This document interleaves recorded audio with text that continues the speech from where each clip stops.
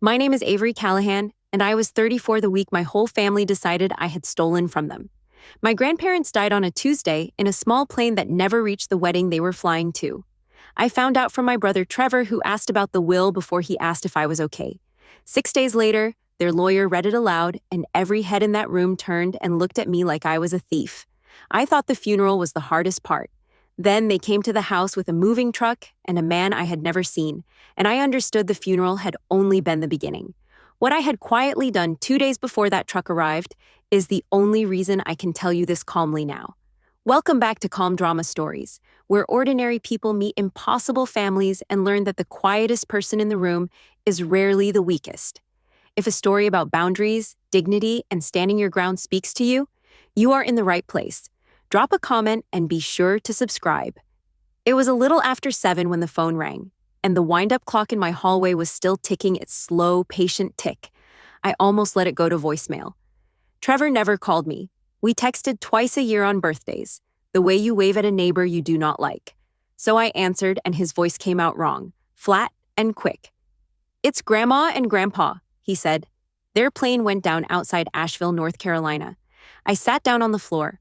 I remember the cold of the boards through my jeans and the clock counting off seconds I could not feel. They had been flying to a friend's wedding, a couple they had known for 50 years. I asked if anyone had survived. He said no. Then, before I could breathe, before either of us had said a single soft word about the two people who raised half of my childhood, my brother asked the question that told me everything. "Hey," he said, "do you know if they left a will?" I did not answer.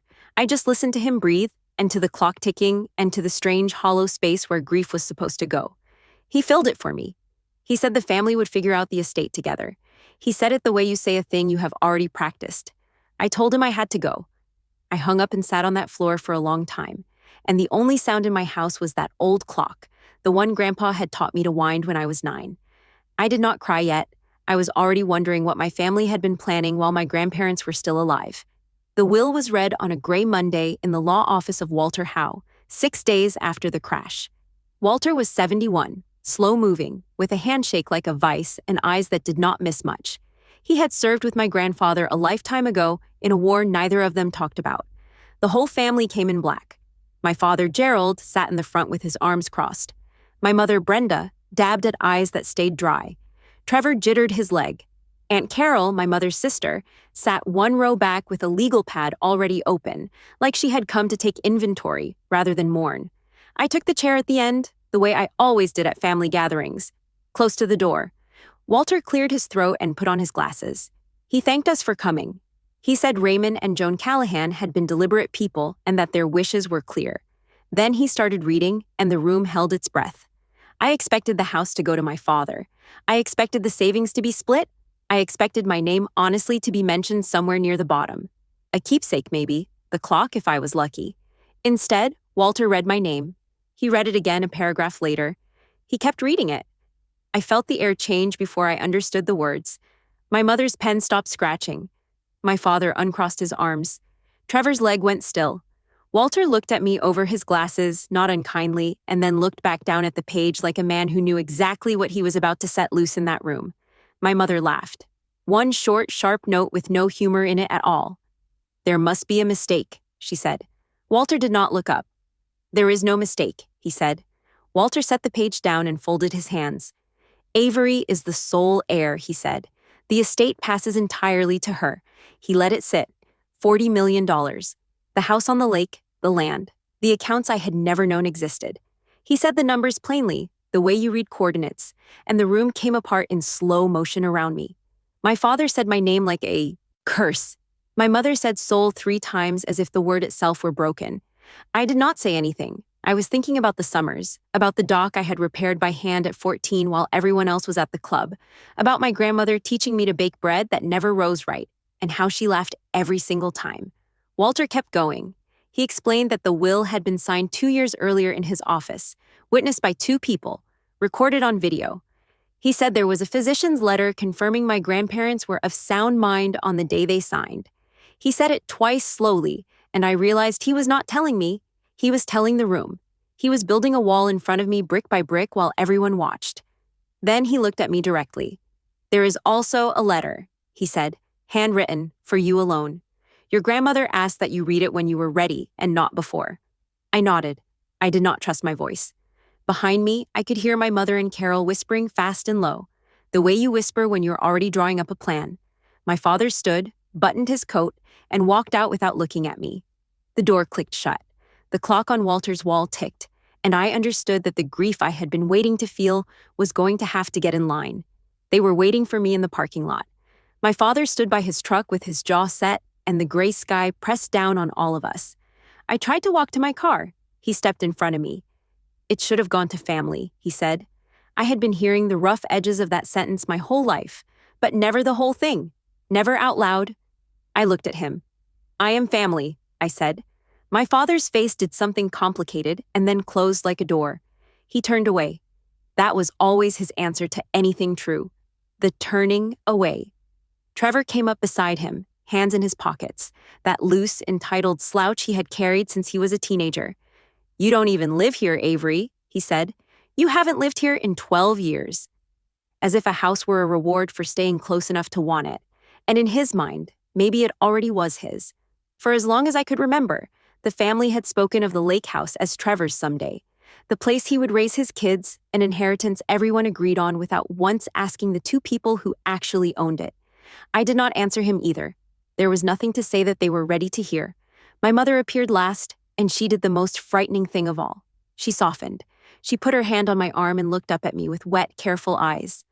We're all grieving, sweetheart, she said. We'll talk soon when everyone's calmer. Her voice was gentle. Her grip was not. I had spent 4 years in the army learning to read what people meant under what they said. And what my mother meant was simple. She had not given up. She had only changed weapons. I got in my car. I sat there a moment watching the three of them confer in the rearview mirror, heads close, my father gesturing toward the law office. Then I drove out to the lake to the house that was somehow mine now. And I tried to remember how to breathe. I should tell you who I am because it matters for what comes next. I spent 12 years in the Army, most of it in logistics. People hear that and picture clipboards, and they are not wrong. But a clipboard in the wrong desert is the difference between men eating and men not eating. My job was to make sure the right things reached the right people at the right time, and to write down everything, because in that work memory is the first thing that betrays you. You document, you date it, you keep the file. After I got out, I did not go home. I took a small apartment 20 minutes from the lake and a job coordinating supply for a farmers cooperative, and I kept to myself. I told people I valued my privacy. The truth was quieter and worse. I had grown up the spare child, the one whose graduation no one drove to see, the one my father once introduced to a neighbor as our houseguest and laughed like it was a joke. You learn after enough of that to stop reaching for people who keep their hands behind their backs. So I built a life that did not require them. The only place I had ever felt fully seen was the lake house with two old people who asked me about my day and actually waited for the answer. Grandpa would hand me a wrench. Grandma would hand me a warm slice of that terrible bread. They never once made me prove I belonged. I told myself after the funeral that I had left that family behind years ago and felt nothing. The will had just proved I never really had.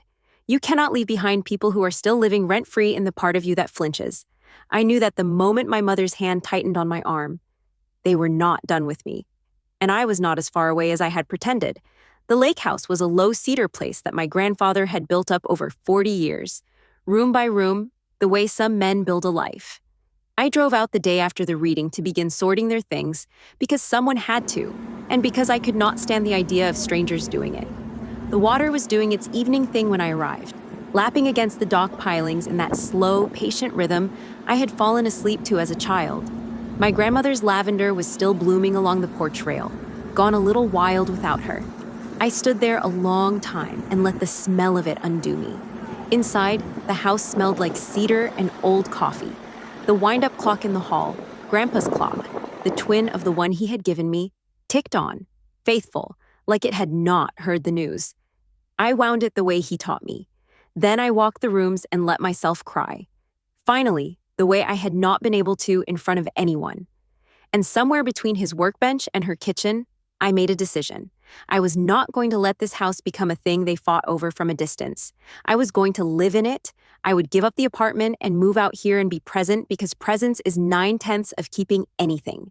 I started carrying boxes in from my car that very night. I was halfway through the third trip when I saw the slip of paper on the kitchen counter, folded once in my mother's handwriting, slid under the door at some point that day while I was out. Short and flat, the way my family liked their cruelty, small enough to deny later. Family meeting Sunday. Be there. Not a question, not a condolence. An order left in the house of the dead, in the home that was now legally mine. I set down the box I was holding and stood very still. I went to the Sunday meeting because avoiding it would only delay it, and because I wanted to see the shape of what they intended. It was held at my parents' house in the formal dining room they used twice a year. They had set it up like a negotiation. My father at the head, my mother to his right. Trevor across from an empty chair they had left for me, far down the table. Carol sat in the corner with her legal pad, of course. They had clearly talked. My mother did the speaking. She laid it out gently, reasonably, the way you explain something to a slow child. The money would be managed by the family. A portion would clear the loan she and my father had taken for her real estate venture, the one no one mentioned at holidays. A portion would help Trevor and his pregnant wife with their new house. The lake house, she said, would naturally come to Trevor in time for the children, and the rest would be set aside. She used that phrase like it meant something. Then she leaned forward and reached for the soft voice again. "Sign it over, Avery," she said. "Do the decent thing." There it was. The whole table looked at me. My father with cold certainty. Trevor with a kind of nervous greed. My mother with that wet, weaponized warmth. They expected me to fold. The old Avery would have, the house guest, the spare. I felt the pull of it even then. The deep family training that says peace is always worth more than your own ground. I sat with it for a moment. Then I said the only true thing I had. "I need to read a letter first." The room went absolutely still. My mother's smile faltered. "What letter?" she said. I stood and I buttoned my coat the way my father had, and I left them sitting at their pretend negotiation with their pretend plan and the air going cold. The campaign started Monday. It came in soft the way these things do, before they come in hard. My phone lit up with messages from relatives I had not heard from in years. An aunt I barely knew sent a paragraph about how grandma would have wanted the family whole. A cousin sent old photos of me as a child at the lake, captioned with crying faces as if nostalgia were a lever. My mother sent a verse about generosity. Trevor sent a sonogram with a one-line caption. "Think about him." None of them asked how I was. All of them assumed I was the problem to be solved. I recognized the pattern because I had run logistics for people who applied pressure for a living. So I did what I always did when something felt off. I made a file. I screenshotted every message, dated it, dropped it in a folder, and I did not respond to any of them. I was not building a case yet. I want to be honest about that. I was not some chess master 10 moves ahead. I was a grieving woman who had learned the hard way that you do not win by reacting to people who want you reacting. You win by keeping your hands still and your records clean. I made coffee. I wound the clock. I carried more of my life out to the lake house, one trip at a time. And every evening, I sat on the dock and listened to the water against the pilings and let myself feel exactly two things at once: the loss of two people who loved me and the slow, cold certainty that the people who shared my blood were not going to stop until someone made them. I just did not yet know how loud they were willing to get. Carol called me on Thursday. Carol was a paralegal, which in my family made her something close to a general. She did not bother with warmth. "We wanted to give you a courtesy heads up," she said in the tone of a woman who had never given a courtesy in her life. "The family is prepared to challenge the will." I asked on what grounds. "Undue influence," she said. "Two vulnerable elderly people. One estranged granddaughter who swooped in at the end and walked away with everything. A jury sees that story very clearly." I almost laughed. I had not swooped in. I had been kept out. But I knew even then that the truth and what a contest could cost were two different things. A challenge could drag on for a year. It could bleed the estate dry in legal fees. It could turn my grandparents' careful wishes into a slow war. Carol was counting on that. She was counting on me being scared of the process. What she did not count on was that I had spent my whole career inside processes, and they did not frighten me the way they frightened other people.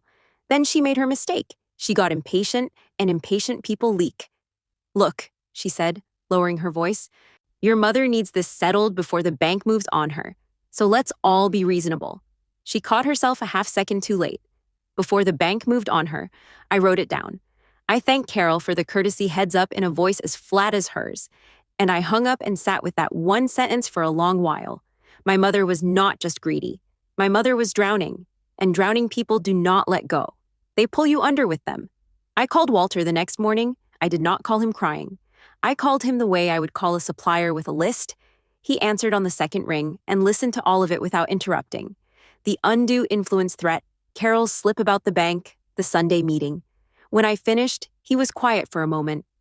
"Let me set your mind at ease," he said. He walked me through it slowly. The will was as solid as a will gets. He had drafted it himself, 2 disinterested witnesses, a video of the signing, a physician's letter dated the same day confirming my grandparents understood exactly what they were doing. An undue influence claim has to be proven, he said, and the burden falls on them, not you. They have nothing but their feelings. I asked what they could really do. "They can file," he said. "They can make noise. They can spend their own money making noise." Then he paused. "There is something else you should know. Your grandfather added a clause, a no contest provision." I asked what that meant in plain words. "It means," Walter said, "that anyone who challenges this will and loses forfeits whatever your grandparents did leave them." I sat up. "They left them something." "A token," he said. 20,000 each to your father, your mother, and your brother. Raymond insisted on it. He said it was a test. I wrote down every word. A test. My grandfather, dead in a field outside Asheville, had reached forward in time and laid a small, quiet trap, baited with exactly the kind of money my family could not leave alone. I did not feel triumphant. I felt something stranger. I felt understood. He had known them. He had known me. And he had trusted me to be patient enough to let it work. Before we hung up, I asked Walter the question I had been circling. Why me? Why not split it? Why not soften it? Why hand one grandchild a fortune and light a fire under the whole family? He was quiet again, the way he got when he was deciding how much to say. "Your grandparents talked about you a great deal," he said finally. "More than you'd guess." He told me they had noticed things. The graduation no one attended. The one Joan only heard about afterward and cried over. The phone calls where Gerald spoke about you like a problem he was tired of. The Thanksgiving? You came home on leave and your father called you a house guest, and you smiled and helped with the dishes anyway. They wrote it down, Walter said, not to use against anyone. Joan kept a journal. Raymond kept letters. They wanted a record of what they had seen, in case anyone ever claimed they hadn't seen it. I had not known any of that. I had spent years believing my grandparents simply had a soft spot for me the way you have a soft spot for a stray. But they had been watching the whole time. And they had understood the shape of my family better than I had let myself understand it. "There's the letter, too," Walter reminded me. "Joan's letter. You haven't read it yet, have you?" I admitted I had not. I told him the truth, which was that I was afraid of it. Some part of me was not ready to be loved on paper by 2 people who could no longer be hugged. Walter let that sit. "Read it when you can," he said gently. "She wrote it for the woman you are, not the girl they tried to make you." Then he wished me a good night, and the line went quiet, and the clock in the hall ticked on. They came to the lake on a Saturday, uninvited, while I was out at the cooperative. I came back to find my father's truck in the drive and the 2 of them, Gerald and Trevor, walking the property like assessors. They had a tape measure, they had a phone out, taking pictures of the dock, the boathouse, the view. They had walked straight through my grandmother's lavender to get a better angle, crushing a whole section of it into the dirt, and the broken smell of it hung in the air like something grieving. I parked and got out slowly. My father did not even have the grace to look caught. "Just getting a sense of the place," he said, "for valuation." I asked who had let them in. "It's the family home Avery." And there it was again. That word family used like a key that opened any door but mine. Trevor would not meet my eyes. He kept measuring. My father walked up onto the porch, my grandfather's porch, and stood there like he was already deciding what to tear down. "It should have gone to family," he said for the second time, quieter now, almost to himself, like a prayer he had worn smooth. I told them both evenly that they needed to leave. My father studied me for a moment, surprised maybe that the house guest had a voice. Then he shrugged and walked to his truck. Trevor lingered. "You don't even live here," he muttered. And then, glancing at the boxes of my things stacked in the front window, he flushed, because he could see that I did now. They drove off. I went inside, shaking a little, and on the kitchen counter where my mother's note had been, my father had left something new. A real estate agent's business card propped up against the salt shaker, like a flag planted on land they had already decided was theirs. That night, I finally read the letter. It had been waiting in my grandmother's old Bible. The leather one she kept on the nightstand, folded once and pressed flat between the thin pages of the Psalms, exactly where Walter said she had tucked it. Her handwriting had gone shaky in her last years, but it was unmistakably hers.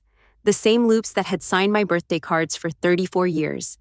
I sat on the edge of her bed and read it by the lamp with the lavender smell drifting in through the open window and the clock ticking down the hall. She did not waste words. She told me she loved me, and then she told me why she trusted me. And the why was a list of small things I had forgotten I had done. You fixed the dock the summer you were 14, she wrote, by yourself in 2 days, and you never once told anyone or asked for thanks. She wrote about how I sent them a card every single Christmas from wherever the army had me, even the years no one else remembered.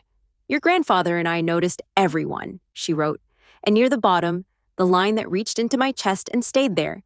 You are the only one who never asked us for a thing. That is how we knew. And then, near the very end, use it the way we'd be proud of. You'll know what that means. Don't let anyone tell you that family is the people who share your name. Family is the people who would never make you prove you belong. I read it 3 times. The first time I cried, the second time I understood it, the third time I felt something settle in me, hard and clear, like a load finding its center on a truck. They had not left me a fortune. They had left me a charge. And whatever I decided to do with $40 million, I knew now it was not going to be handed over to people who had walked through her lavender to measure the view. I folded the letter, put it back in the Psalms, and turned off the lamp. The next week, Walter and I sat in his office and walked the whole road ahead, step by step, the way I used to brief a supply route. He laid out probate like a map. The will would be filed and validated by the court. As sole heir, I would be required to notify the other potential heirs, which meant my family would get official notice whether they liked it or not. The estate would settle in stages on the court schedule, not mine and not theirs. The clock on his wall ticked while he talked, and I found it steadying. The process, I realized, was going to take exactly as long as it took, and no amount of shouting from my family could speed it or stop it. That was the thing they did not understand about people like me. They thought patience was weakness. I had learned that patience, applied correctly, is a weapon that never tires. I asked Walter the only question that mattered. If they filed their challenge, what should I do? Nothing dramatic, he said. You defend the will, which defends itself, and you let the no contest clause do its quiet work. I thought about it. If I begged them not to file, they would file. If I tried to buy peace by handing over a slice, I would betray my grandmother's letter and teach my family that pressure worked. But if I simply stood still on solid legal ground and let them charge at the wall my grandfather built, they would break themselves against it and forfeit even the token he had left. So I don't fight them, I said slowly. I just have to be as patient as the law is. Walter almost smiled. Your grandfather said something very close to that, he told me, the day he signed. They filed 11 days later. Carol drew it up, my mother pushed it forward, and my father signed his name to a petition claiming that his own parents had been manipulated by their granddaughter into betraying their only son. I got the notice the same day Walter did. I read it standing at the kitchen counter, and I felt a strange, sad calm. They had done it. They had walked straight into the wall, certain it was a door. The petition was full of words like isolation and vulnerability and suspicious timing, none of which survived contact with a video of 2 clear-eyed people signing in a lawyer's office while a physician stood by. But they did not know about the video, and they did not understand the clause.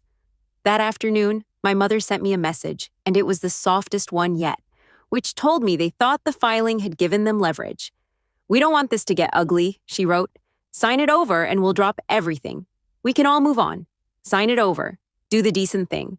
The same sentence, dressed for a different season. I did not reply to her. I forwarded the message to Walter, dated it, and added it to the file. I want you to understand that I felt no joy in this. These were not strangers. The man who had signed that petition had carried me on his shoulders when I was small, before he decided I was a disappointment. The woman texting me about not getting ugly had braided my hair for school. But they had made their choice with open eyes, and the law was not going to make an exception for the fact that we shared a Thanksgiving table. I poured a cup of coffee, wound the clock, and waited. My mother came to the lake alone 3 days after the filing, near dusk. I almost did not recognize her. The careful warmth was gone, and what was left was a tired woman in a coat too thin for the wind off the water. She did not knock so much as appear on the porch, and when I opened the door, her face was doing something I had never seen it do. It was afraid. "Can I sit?" she said. We sat on the porch steps, not touching, the lavender bruised and sweet between us. And she told me the truth. Finally, the whole shape of it. The real estate venture had failed. She had borrowed against her own house to fund it, certain the inheritance would cover the gap. The bank was moving to foreclose. "I'm going to lose everything, Avery," she said, and her voice cracked on the last word in a way that no performance could fake. For a moment, I did not see a villain. I saw a frightened woman who had bet her whole life on money that was never hers and lost. I felt the old pull hard, the one that says fix it, make peace, give them what they want, and the fear will stop. I let myself feel it. Then I let it pass. "I'm sorry you're scared," I said. "I mean that. I'm not signing the house away. But sit down and let's talk about what real help could look like." For 1 second, her eyes flickered with something like hope. Then she heard the part she did not want, the part where I kept my ground, and her face hardened back into the mother I knew. "You always did think you were better than us," she said, and she stood and walked to her car.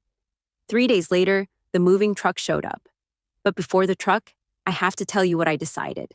Because the decision is the whole point of this story, more than any reveal. After my mother drove off that night, I sat on the dock until the stars came out, and I read my grandmother's letter again from memory. "Use it the way we'd be proud of. You'll know what that means." And I did know. I had known maybe since the first time Walter said the number out loud. I thought about the dock and the bread and the 2 people who never once made me prove I belonged.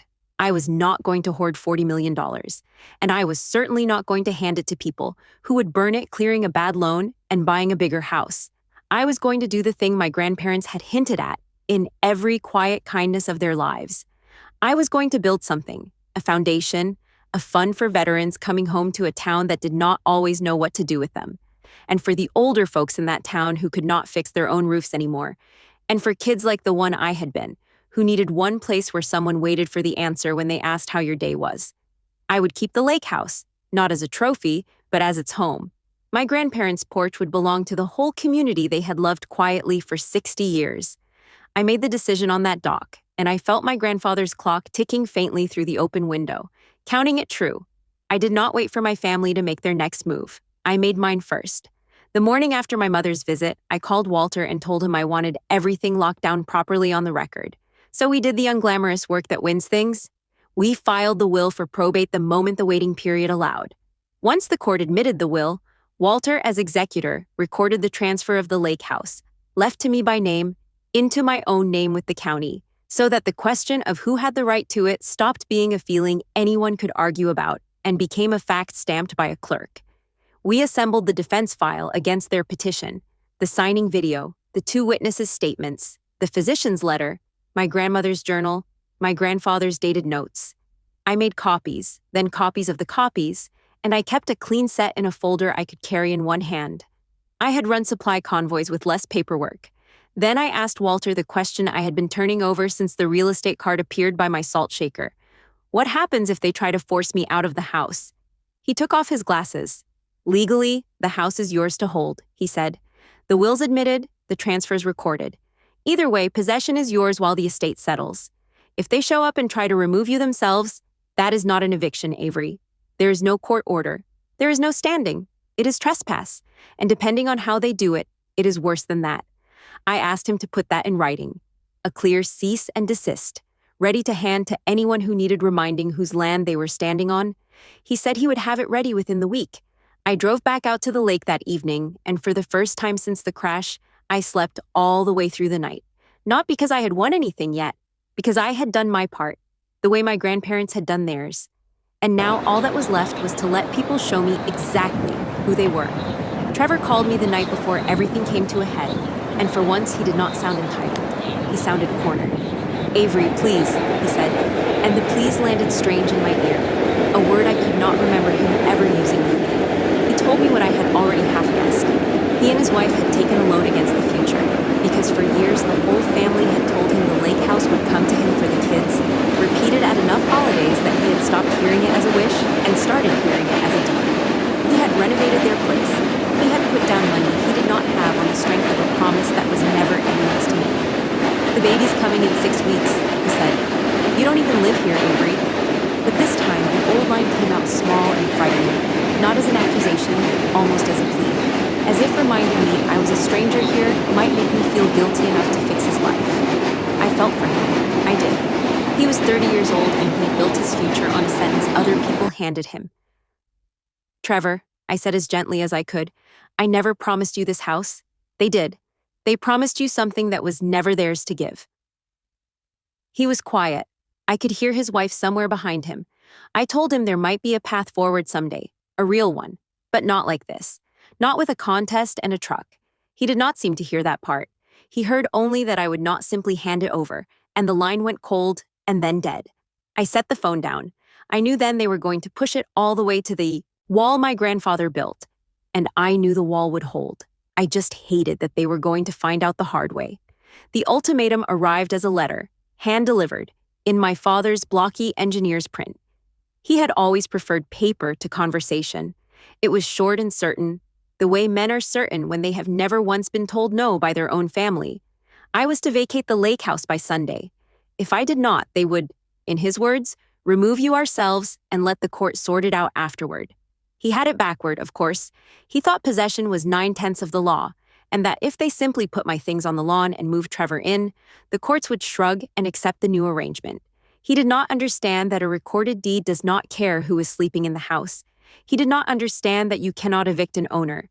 He ended the letter the way he ended everything, with the sentence he had worn down to a nub. It should have gone to family. The third time I had heard it or read it, and it had stopped stinging somewhere around the second. It had become almost informative. Every time he said it, he told me exactly how small his idea of family was, how it had a fence around it, and how I had always been standing on the other side of that fence in his mind, no matter how many Christmas cards I sent. I read the letter twice and did not feel afraid. I felt the strange clarity I used to feel before a long operation, when the planning was done and all that remained was execution. Sunday. They had named the day themselves. They had told me when they were coming, and how and with what intentions, and they had no idea they had just handed me the one thing a logistics officer values above all others: advance notice. I did not plan a confrontation. I want to be clear about that, because it would be easy to make myself sound like a general laying an ambush. I planned a Sunday. I planned it the way I planned everything, by working backward from the moment that mattered and making sure the right things were in the right place at the right time. First, the documents. I made a clean folder. The recorded deed with the county stamp, the will, the signing video on a drive, the physician's letter, and Walter's cease and desist with my father's name already on it. Second, Walter himself. I called and asked if he would be willing to be present Sunday morning, not as a lawyer making a scene, but simply as the executor of the estate, standing where the executor had every right to stand. He said he would not miss it. Third, and this is the part I thought hardest about, I called the county sheriff's office. I did not ask them to arrest anyone. I told them the plain truth, that I was the recorded owner of a property, that family members had delivered a written threat to remove me by force on Sunday, and that I wanted a deputy present to keep the peace, because a crowd and a moving truck and a deed dispute was exactly the kind of thing that turned bad. The dispatcher took it seriously. She said a deputy would be there, and that was all. No trap, no trick, no clever speech rehearsed in the mirror. Just the law, quietly arranged to already be standing in my driveway when my family arrived to break it. I spent Saturday night cleaning the house and winding the clock and watering what was left of my grandmother's lavender. Then I made coffee for the morning, set the folder by the door, and went to bed. Sunday was coming. I intended to meet it standing up. I did not sleep much that last night, but it was not fear that kept me up. It was the house. I sat out on the dock past midnight with a blanket and a cold cup of coffee, and I let the place hold me one more time before whatever Sunday was going to be. The water moved against the pilings in the dark. That same patient lapping, the sound my grandfather said could teach a person everything they needed to know about persistence if they listened long enough. The lavender, what survived of it, breathed out its sweetness into the cool air, and through the open window behind me, I could just hear the clock ticking off the last hours, steady as a pulse. 3 things my grandparents had loved: the water, the flowers, the time. I had spent my childhood summers inside all 3 without knowing they were a kind of inheritance more real than any number Walter could read aloud. I thought about my grandmother's letter. I thought about my grandfather signing his quiet test 2 years before he died, trusting that one of us would have the patience to let it work. I thought about my father's fence and which side of it I had always stood on, and how I had stopped somewhere in the last few weeks wanting to be let in. I did not need their gate. I had a whole lake. Around 3, I went inside and lay down. The folder was by the door. The coffee was ready. And Sunday, when it came gray and still over the water, they came at 9, in a small convoy. The way you arrive somewhere you have already decided you own. First my father's truck, then a rented moving truck, the big kind, its diesel engine rattling the morning quiet. Then my mother's car, and behind it Carol's, and behind that a cousin or two they had brought along as witnesses. The way you bring witnesses when you want a thing to look official. They parked across the grass without a thought for it. My father got out first and stood there surveying the property like a man arriving at a job site. Trevor climbed down from the moving truck, would not look at the house, would not look at me. My mother came up the lawn with her chin set, the fear from the porch steps packed away somewhere, replaced by the brittle certainty of a woman with no exits left. Carol had her legal pad. The cousins hung back by the cars, already uneasy. I was standing on my grandfather's porch with my coffee, in no particular hurry. My mother reached the bottom step and looked up at me, and she went straight to the sentence, because it had worked on me my whole life. "Sign it over, Avery. Do the decent thing." My father climbed the steps past her, right up onto the porch, walking through the last living stretch of my grandmother's lavender to get there, crushing it under his good Sunday shoes without a flicker of awareness. He stopped a foot from me, using his height the way he always had. "We're done waiting," he said. "Get your things." And I watched his face, ready to answer, when his eyes moved past me toward the side of the house, toward the 2 people who had just stepped quietly out from around the corner, where they had been waiting. And my father stopped talking. The whole front yard went still. Even the moving truck seemed to hold its breath. The first person to come around the corner was Walter Howe in his gray Sunday suit, moving slow and certain, the estate file under his arm. The second was a uniformed deputy from the county sheriff's office, thumbs in his belt, in no hurry at all. My father's mouth was still half open on the end of a sentence he never finished. My mother's hand went to her chest. Carol's pen stopped. I set my coffee down on the porch rail, picked up the folder I had left by the door, and walked down the steps to meet them on the grass where everyone could see. I did not raise my voice. I have found that you almost never need to. "This is Walter, the executor of the estate," I said, "and this is Deputy Reyes from the county." I asked them both to be here. Then I handed my father the folder. He did not take it, so I held it out until the silence made him. "That's the executor's deed to this house," I said. "Walter recorded it with the county once the court admitted the will. In my name. That's the will. That's the physician's letter. And that's a video of your parents signing, witnessed in Walter's office." The deputy spoke then, easy and flat, the voice of a man who had broken up 100 of these. "This property is legally hers, folks. There's no court order here. Any attempt to remove her or her belongings is trespass, and I'll treat it that way. The truck needs to leave." But it was Walter who delivered the part that took the air out of all of them. He opened the file, slid out a single page, and held it up so my father could see his own signature on the petition. "When you filed your challenge," Walter said almost gently, "you walked straight into the no contest clause Raymond built into this will. If you press it and lose, and you will lose, you have no evidence and a video that buries you. You forfeit every cent he set aside for you. A judge will speak the last word on it, Gerald. But you didn't put this estate in play at a hearing. You put it in play the day you signed this." My mother lunged for the page. The deputy's arm came up, unhurried, and stopped her cold. That was when my family came apart. All at once. The way a thing comes apart when the pressure it was built on suddenly has nowhere to go. My mother started screaming about lawyers and lies, her voice cracking up into a register I had never heard from her, all the careful warmth gone for good. My father went a deep, dangerous red and jabbed his finger at Walter, at me, at the deed, sputtering about ungrateful daughters and stolen birthrights. Trevor sat straight down on the porch steps and put his head in his hands. The cousins by the cars began edging back toward their vehicles, having signed up to witness a victory, not this. And I stood in the middle of all of it, perfectly still, holding the folder, and I felt nothing I had to perform. My father turned on me last, his voice ragged, and he reached for the only weapon he had ever needed. "It should have gone to family," he shouted. the fourth time, the last time. And in the quiet right after it, with the deputy beside me and the lavender crushed under his shoes and my grandfather's clock ticking faintly through the open window, I gave him the only answer I had been saving. "It did go to family," I said evenly. "You just could never see who that was." He had no reply. There was none to have. I told them then the thing that I think hurt worst of all, because it was true and because it was kind, and because kindness was the one thing they had never expected from the house guest. I told them I had been ready to bring them in, that I had a plan that would have helped my mother with real guidance, helped Trevor stand on his own feet, honored the family in a way that would have lasted. "You could have had a sister," I told Trevor, not unkindly. "Instead, you brought a truck."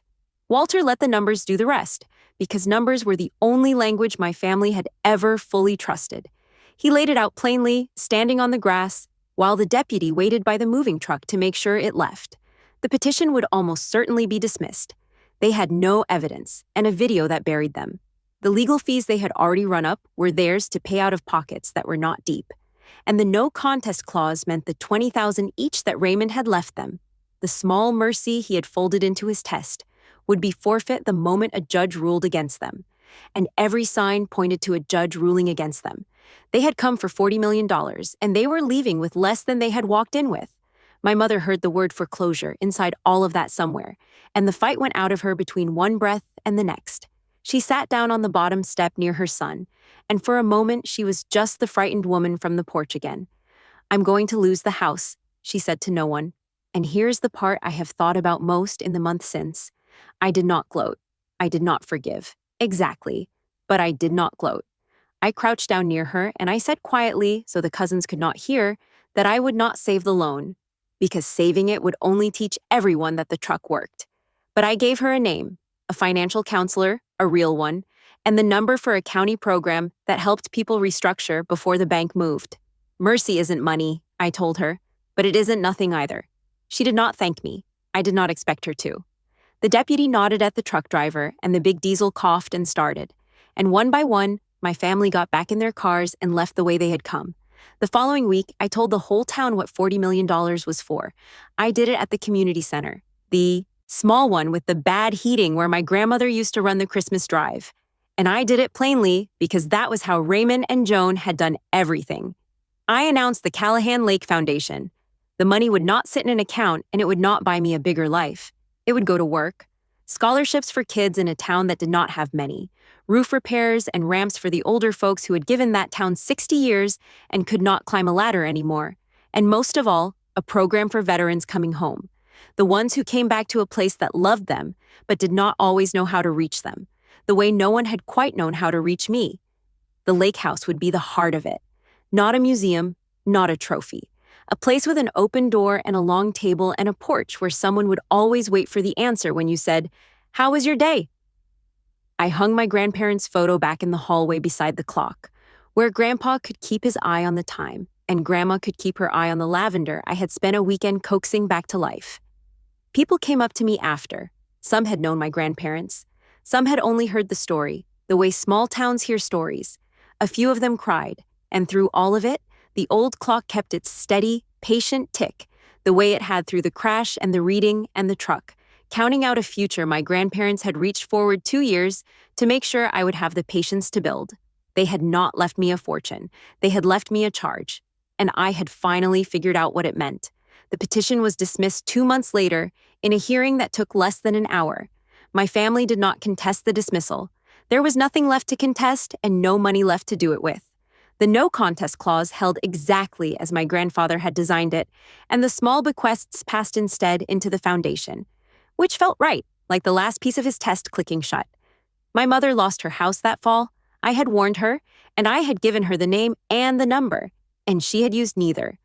And I made my peace a long time ago with the fact that some people would rather drown holding their pride than swim toward a hand they have decided to hate. My father, I have not spoken to since the porch. I do not expect to. His fence was always going to be the thing he died behind, and I stopped trying to climb it the day I realized I had a whole lake. But Trevor surprised me. 3 weeks after the baby came, a boy, he sent me a message. Not a long one. Just, "I'm sorry." I looked at it for a while. I thought about the small, frightened pleas on the phone and the way he could not look at the house, and how 30 years old is plenty old enough to know better and still young enough to learn. I did not write back a paragraph. I wrote, "When you're ready to mean it, you know where the lake is."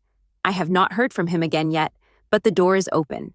The way my grandmother taught me a door should be. Neither locked nor flung wide, just unlatched for whoever is willing to do the work of walking through it. The foundation is real now, with a board and a budget and a roof crew that stays busy. The first veteran we placed in transitional housing finished his degree this spring. I still live in the lake house. I still wind the clock. And on summer evenings, I sit out on the dock. My grandmother wrote about the one I fixed at 14 and never told anyone. And I listen to the water move against the pilings, slow and patient. And for the first time in my life, I do not feel like a house guest anywhere. The house is mine, the lake is mine, and no one ever again will make me prove I belong. I learned the hard way and the lasting way that family is not the people who share your blood or your name. Family is the people who would never once make you prove you belong. And the moment you understand that, you stop knocking on doors that were always going to stay shut, and you go build a house of your own with the door already open. That's my story. A plane that never landed, a truck that had to leave, and a letter folded inside an old Bible that told me exactly who I was when my own family had spent years telling me otherwise. If anyone has ever made you fight to be counted as their family, take this as your sign to stand quietly and firmly in your own worth.